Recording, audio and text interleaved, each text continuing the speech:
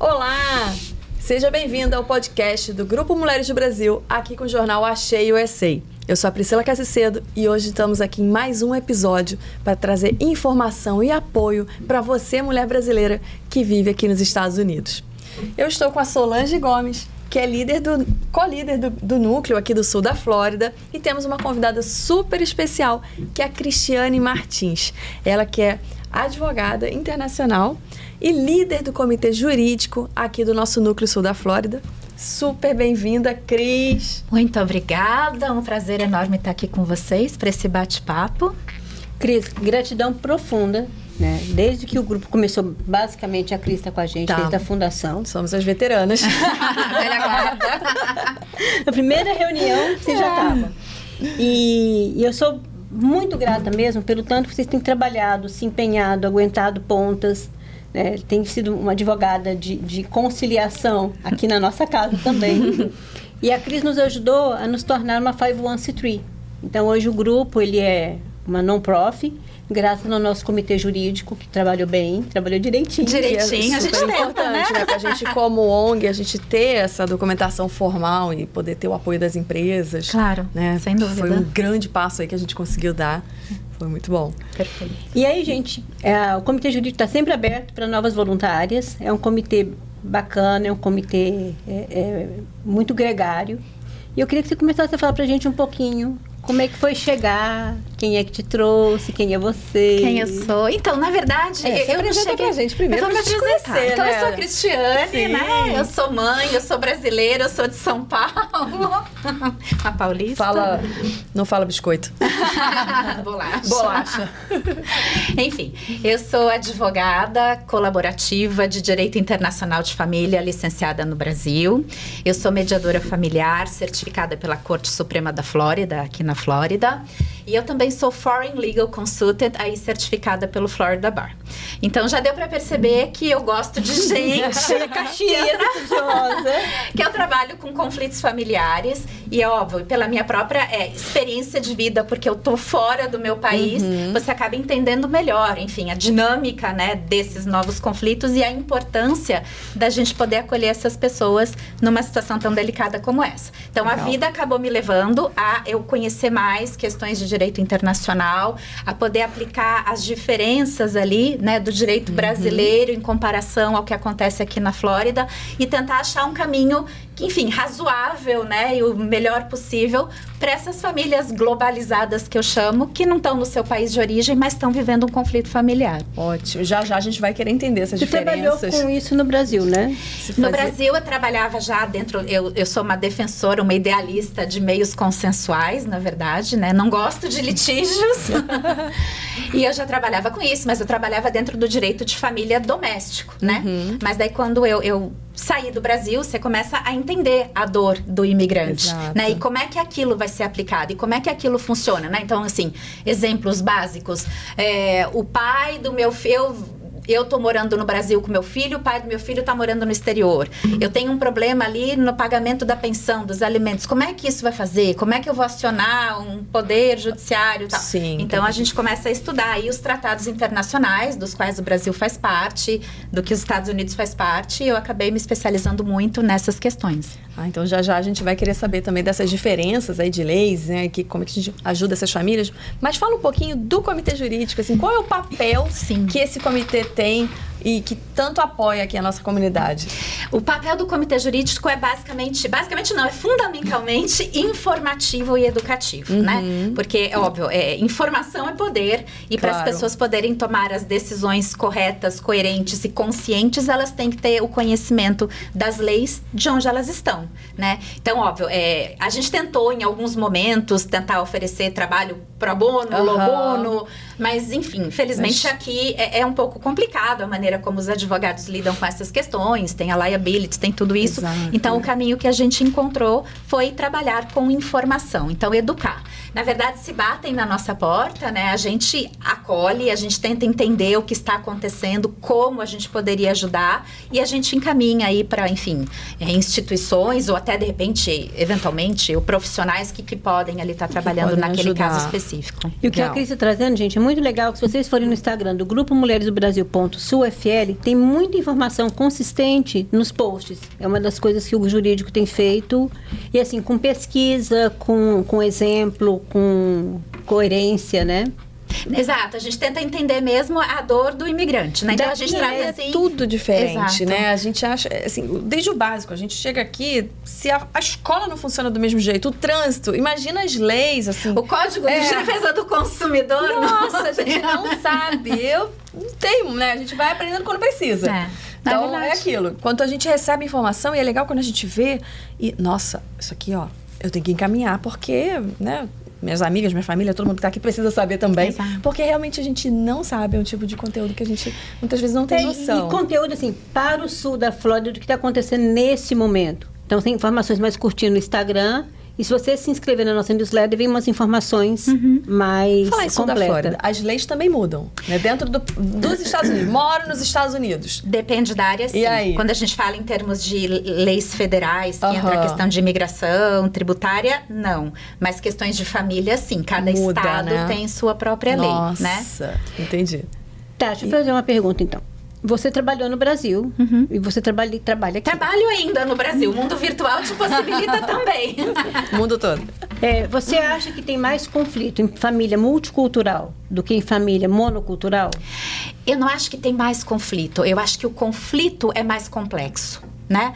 Porque você tem alguns fatores que fazem esse conflito escalar, né? Ou então você não ter a mesma informação ou conscientização para resolver esses conflitos, né? Eu acho que assim, uma questão básica, idioma, né? Por mais que você pegue pessoas, casais que dominem perfeitamente o inglês, quando a gente está numa situação de conflito, é muito mais confortável a gente falar nossa língua. A gente fala mais exatamente o que a gente quer na língua mãe. Não é? É mais então, esse já é uma questão. Você tem diferenças culturais do acolhimento daquelas famílias quando você está tratando com profissionais que têm a mesma cultura que você, ou que não tem, né? Então, eu lá, trabalhar o meu conflito com o profissional brasileiro que entende que aquilo é importante para mim, não vai ser a mesma coisa que você lidar com um profissional americano. Então, que alienação parental lá, o que é aqui, tem umas...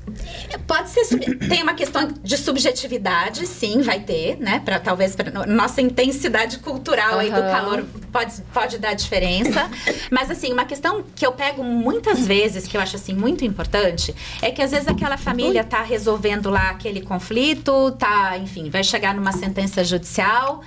Só que pode ser que aquela família daqui a 5 anos não esteja mais aqui. Então, aquela sentença vai fazer sentido no Brasil? Entendi. Ela vai poder ser, se eu tenho algum problema, eu vou poder executar aquela sentença no Brasil? Enfim, coisas desse gênero. Então, é muito importante a gente considerar esses aspectos multiculturais para a gente chegar numa decisão. Cris, deixa eu te fazer uma pausa, então. A gente está falando aqui que tem várias leis e vários aspectos que a grande massa, né, só vai conhecer quando realmente precisa. Vamos voltar um pouquinho, então. Me fala um pouquinho qual é o papel de uma mediadora, porque pode ser que muita gente que está assistindo não entenda perfeitamente. Claro, né? Então, se você puder explicar, assim, qual que é essa função, acho que seria legal. O mediador, na verdade, ele é um facilitador daquela comunicação, né? Então, muitas vezes aquelas pessoas estão em conflito, elas tentam resolver primeiramente entre elas, mas chegam num ponto que não conseguem mais.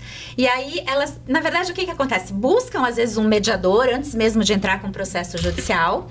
Ou se já existe um processo na corte, o juiz, antes de analisar aquele conflito, ele vai mandar as partes para a mediação. Então, o que é a mediação? Na verdade, é realmente a oportunidade que as partes têm em tentar chegar num acordo com a ajuda de um mediador. Então, o mediador vai ser um terceiro aí imparcial, né? Ele não vai julgar, ele não pode ter nenhum, né? Ele vai ser totalmente neutro. Sem entrar com processo. E ele vai, pode ter já um processo acontecendo. Isso se o juiz voltar, ok. Mas e aí, você esse pode mediador também buscar esse profissional. Exato, antes disso até. Tá. E aí o mediador vai ajudar aquelas partes a construírem um acordo, né? Enfim, facilitando aquela comunicação. Ele não vai estar, ele fazendo aquele acordo, são as partes. Ele vai estar ali com os instrumentos, com ferramentas adequadas, ajudando as partes a encontrarem o que é melhor para elas. Né? Normalmente, às vezes, diante de um problema, né, às vezes a pessoa não tem... Não, porque às vezes você tá com o emocional, né, só tão intenso ali. O emocional não tá bem, você acaba ficando rígido e já não quer nem escutar a outra parte. Porque geralmente não é o que está sendo dito ali, tem camadas, tem mágoas, muitas camadas, injustiças. Não, e muitas vezes a gente brinca assim, eu que lido com conflitos familiares, 90% das vezes aquela demanda é emocional, ela não é legal, né? E aí a gente tem que ajudar a descobrir exatamente o que está acontecendo, porque senão você resolve pontualmente aquilo, mas se você não resolver o que está por trás dessas camadas, vai vir outro processo. Quais são os principais tipos de conflitos assim que surgem aqui nos Estados Unidos? Acontece assim, tipos de conflito, divórcio é divórcio, esses conflitos acabam acontecendo da mesma maneira, né? Então, assim, muitas vezes, quais são as demandas ali? Diferenças, tá? Vou dar um exemplo, assim, que acontece muito. Por exemplo, quando a gente tem uma divisão de patrimônio, partilha que tem que acontecer. Se eu tenho patrimônio no Brasil, eu tenho que seguir a lei brasileira. Eu não posso seguir a lei da Flórida. Se eu tenho um acordo, eu consigo fazer. Mas uma decisão de um juiz da jurisdição da Flórida não pode decidir nada relacionado a bens situados no Brasil. Esse é um ponto. Enfim, você tem questões que isso é até curioso. Aqui nos Estados Unidos a gente tem uma facilidade de mudar o nome, o sobrenome, né? Então eu estava outro dia as pessoas adotam só um sobrenome, muitas né? vezes sim, né? Então você muda o seu nome quando você quer ser cidadão americano, ou enfim. Eu peguei um caso e que eu estava fazendo ali uma homologação, porque, enfim, quando a gente também tem uma sentença judicial aqui, a gente pode homologar aquela sentença no Brasil para ela, enfim, ser formalizada lá, digamos assim. Não que a sentença daqui não seja válida. E aí, a pessoa quis tirar, né? Então, ela tinha o nome de solteira, ela passou a ter o nome de casada, e quando ela se divorciou aqui, ela queria adotar um nome mais simples.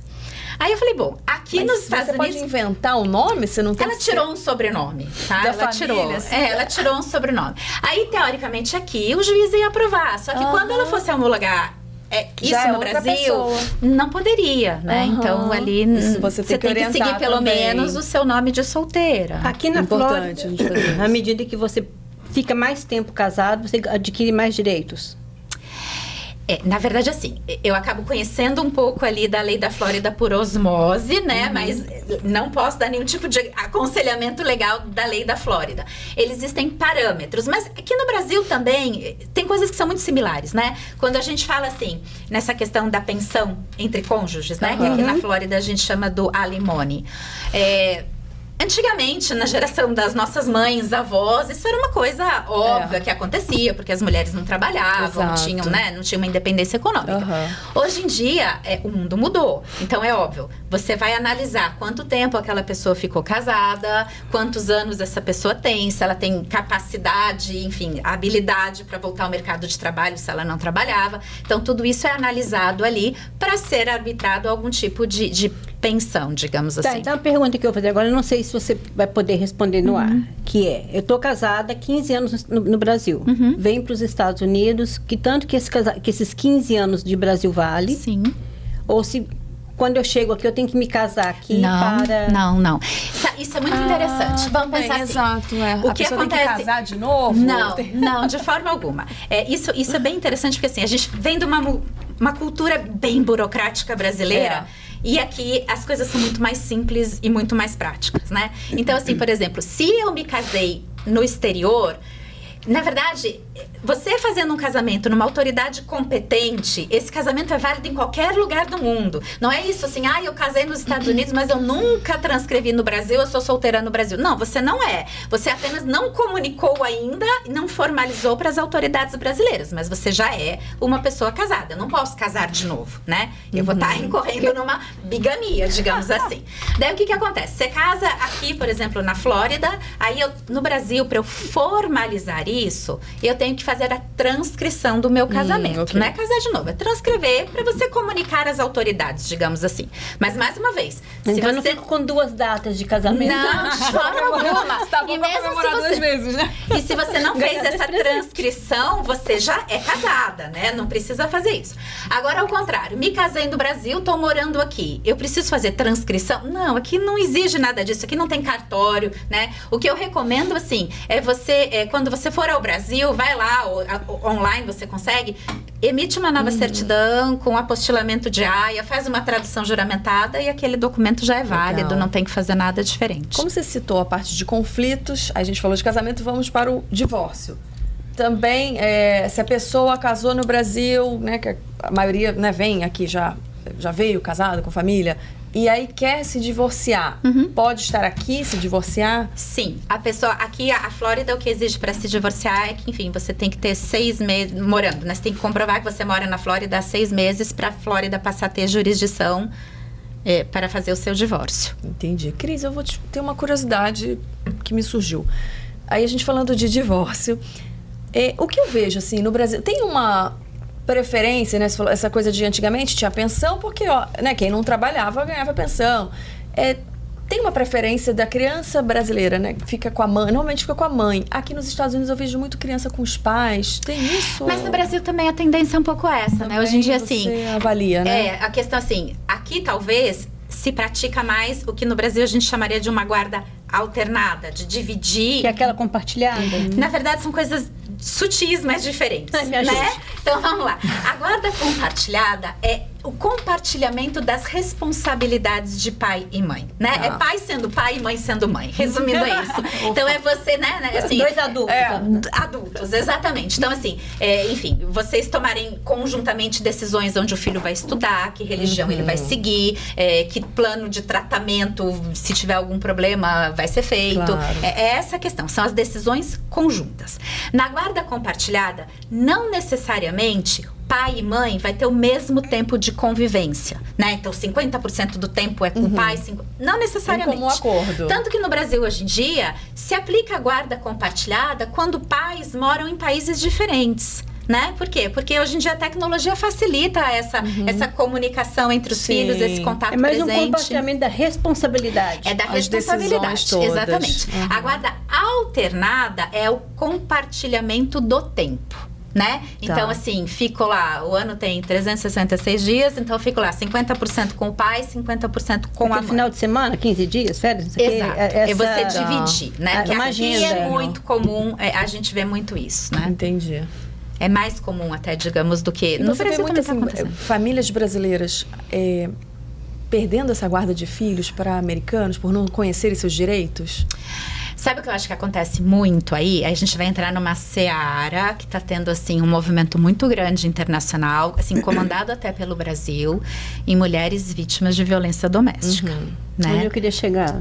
Então, realmente, assim, eu acho que é um tema que merece muita atenção, né? E eu acho que a gente tem, primeiro, a gente tem ali a questão de tratados internacionais, que são da década de 80, né? Que é muito difícil você rever esses tratados e tal, mas está tendo um movimento para isso, porque o que acontece muito ainda é aquela questão de a mãe casada com um estrangeiro, né? Enfim, vítima, assumimos que está sendo realmente vítima de violência doméstica, e aí ela vai passar férias ali no Brasil e ela não volta.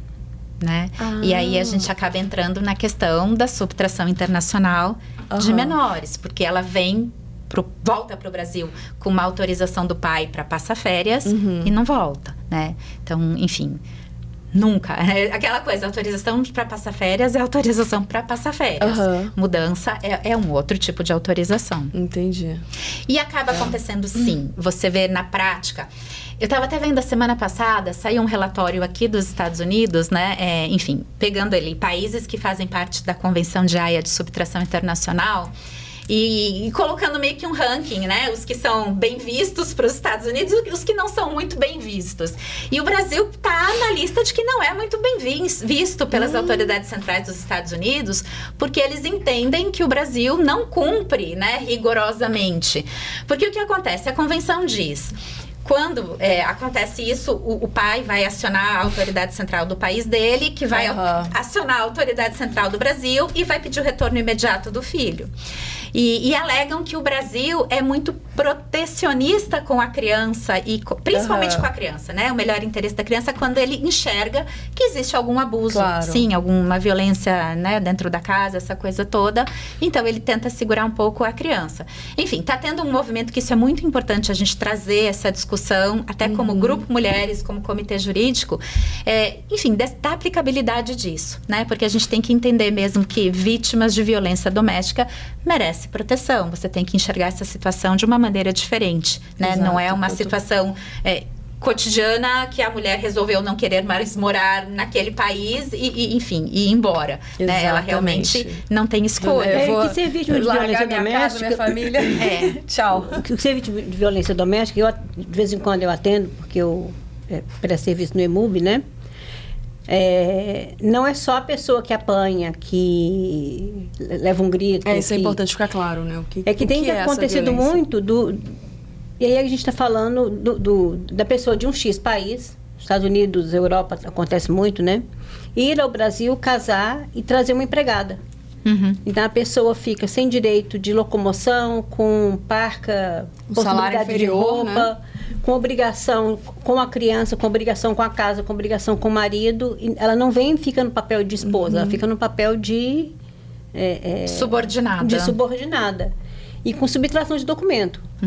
Que isso é tráfico humano, daí, né? E aí uma complicação, porque quando há a denúncia, ela não tem Não tem voz. Não tem voz, porque não tem nenhum texto de WhatsApp da pessoa maltratando. Tem assim, eu sou rígido porque eu peço para ela me provar tudo que ela gastou antes de eu dar mais dinheiro. Mas a pessoa não tem o direito de comprar uma pipoca para uma criança sem pegar um recibo. Mas também não pode trabalhar. Também não pode trabalhar. Até diz pode. Você pode trabalhar contanto que as crianças estejam ok, que você leve e busque criança na escola, que você ajude com tarefa, que você lave, faça cozinha, faça compra. Mas pode trabalhar, não impeço, contanto que ela faça obrigação doméstica. Exatamente. E não é reconhecido. Ela não tem um apoio. E você percebe isso também? É uma impressão minha? Como é que você... Não, eu acho que isso acontece, sim, acontece. E, na verdade, o que é aquela história? A gente ser uma mulher, né? Não é nem querer polemizar, não é feminismo. Somos minorias. Estrangeiras, num país estranho. O olhar é diferenciado, sim. É diferenciado, né? De como vai ser feito esse tratamento. Essa pessoa tira quem não tem. Não é só no Brasil, eu conheço pessoas assim, em países... No Oriente também, onde a moeda é muito baixa. Então, assim, você vem com aquela coisa, olha, eu vou ter uma vida melhor, eu vou morar numa casa grande, vou ter conforto, vou ter um bom carro, enfim, né, bens materiais e tudo mais. E, quando na realidade, você tá ali sobrevivendo, né? Sobrevivendo, porque o preço é alto, muitas vêm por uma questão até meio romântica. Elas realmente acham que vai salvar a vida delas, né? Vai mudar. Encontrei um príncipe. A mulher ainda tem mais necessidade de casamento do que o homem. Então chegou lá no Brasil, seduziu ela. Não, e às vezes é por aí. Hoje em dia você conhece as pessoas por internet, não é? Então, assim, o que é você conviver com uma pessoa na câmera, trocando mensagens? Mandando florzinha. Exato, né?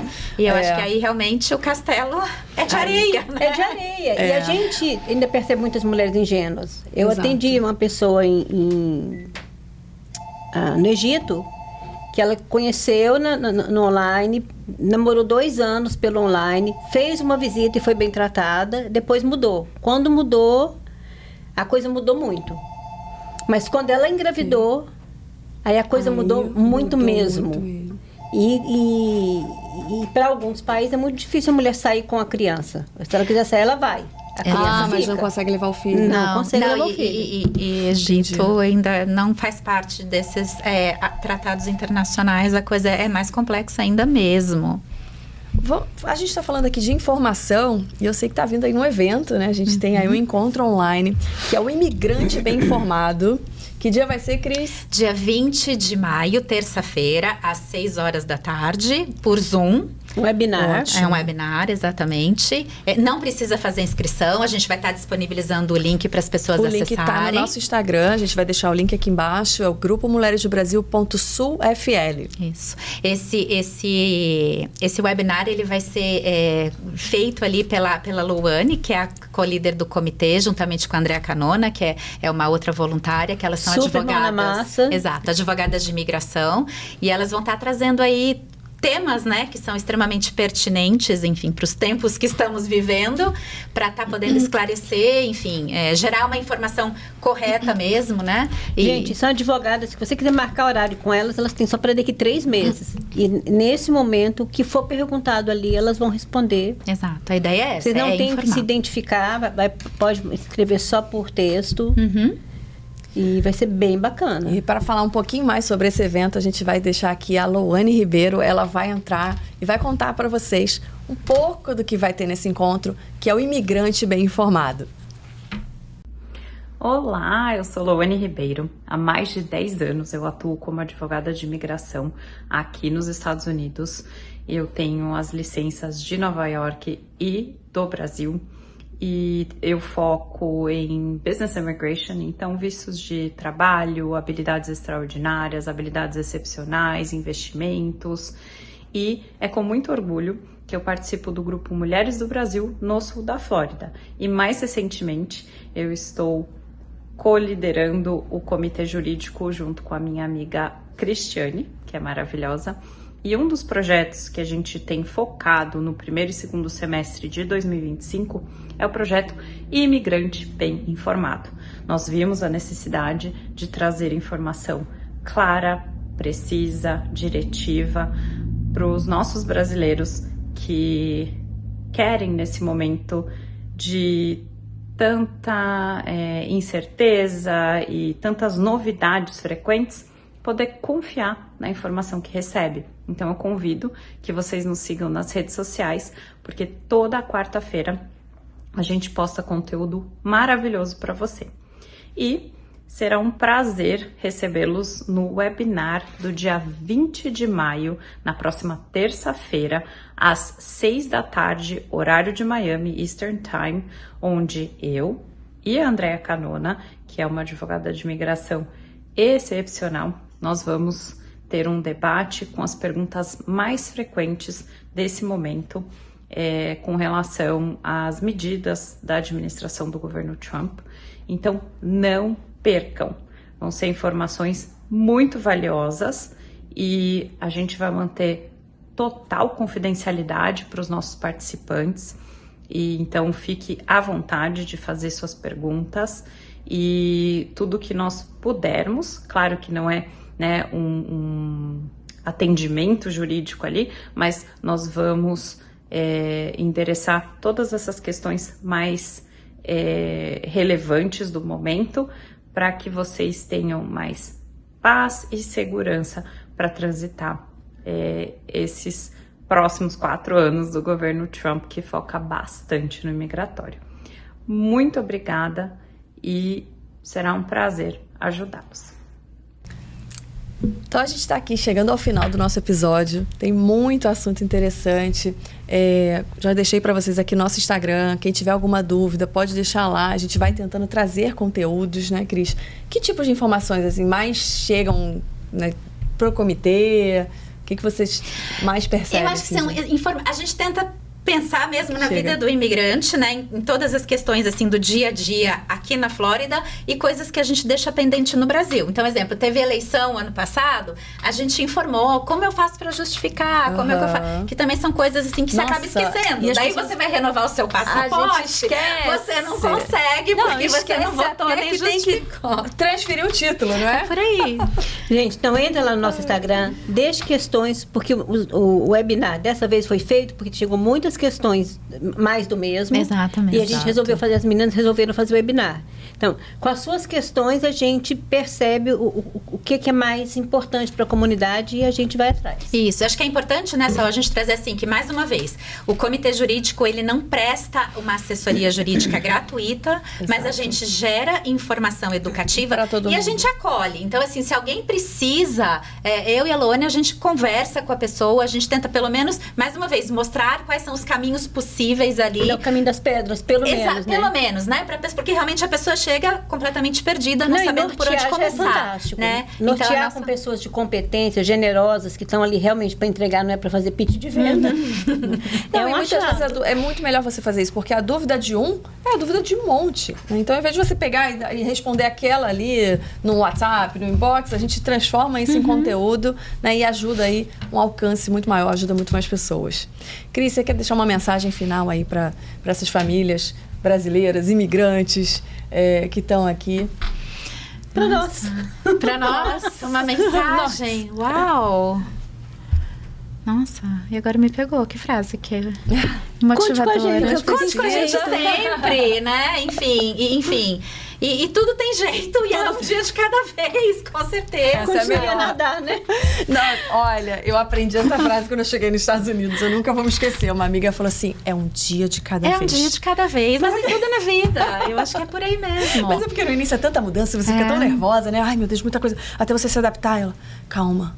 Um dia de cada vez, você vai aprendendo, você vai se acostumando, não é? Então a gente vai indo. Levei como a frase do imigrante. Obrigada, minha linda. Mais uma vez. Obrigada a vocês. Um prazer estar com vocês. E aí, pra você que tá online, encaminha esse episódio para uma amiga, um amigo que queira conhecer mais aí sobre as leis americanas e convida para o nosso evento aí, o Imigrante Bem Informado, no dia 20 de maio. Não esquece de dar um like aqui no nosso vídeo, se inscrever no canal que é super importante para o nosso trabalho.